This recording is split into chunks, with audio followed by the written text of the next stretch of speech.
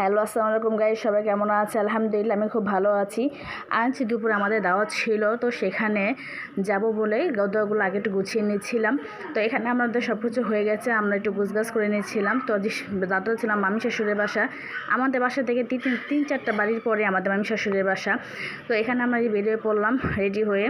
তো আমাদের মামির বাসার সামনে যেতে একটা বড় একটা ফুলের গাছ, তো ফুলের গাছগুলোতে দেখলাম যে অনেক ফুল ধরে আছে, সাদা ফুল। তো ফুলগুলোর নাম কি আমি জানি না, বাট আমি বলতে পারি না। তো এখানে ফুলগুলো দেখে মনটা একদম ভালো হয়ে গিয়েছিল। তো এই ফুলগুলোর নাম কি আমি বলতে পারি না, বা এরকম গাছে ভরা ফুল কার কার ভালো লাগে কমেন্ট করে জানাবেন। তো এখানে আমার ছেলে আমার থেকে ফুল চাচ্ছিল, তো আমি এক হাতে ছিঁড়তে পারছিলাম না, এক হাতে ক্যামেরা আরেক হাতে আমি টান দিতে ছুটে যেয়ে একদম পড়ে গিয়েছিলো। তো এখানে গাছে ভরা ফুল দেখে এত ভালো লাগছিলো, তো আমি বারবার ছিঁড়ে আমার ছেলেকে দিচ্ছিলাম। তো যাই হোক, এখানে ঢুকে গেলাম গাড়ির ভিতরে। তো এখানে সবাই মিলে দুষ্টুমি করছিল।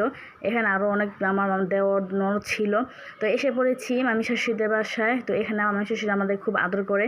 তো প্রতি বছরই ঈদের পরের দিনে আমাদের দাওয়াত দেয়, বা আমরা এখানে একসাথে সবাই খাওয়া দাওয়া করি। তো বললাম যে যেহেতু পাশাপাশি সবাই একসাথে দুপুরে খাবারের জন্য আমাদের অনুরোধ করেছিল, তো আমরা এখানে চলে আসলাম।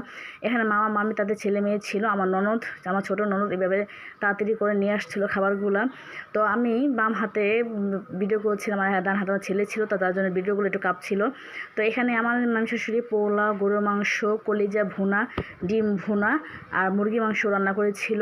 তো আলহামদুলিল্লাহ সব একসাথে খেতে বসেছি। আসলে খেতে গিয়ে আমার হাতে ক্যামেরাটা একটু নড়চড় করছিল।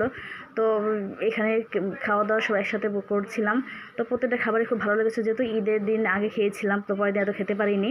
তো খাওয়া দাওয়া শেষ বেরিয়ে এসে দেখি এখানেও একদম ফুলের গাছ, আবার সাথে অ্যালোভেরা গাছ, দেখে মনটা ভালো হয়ে গেল।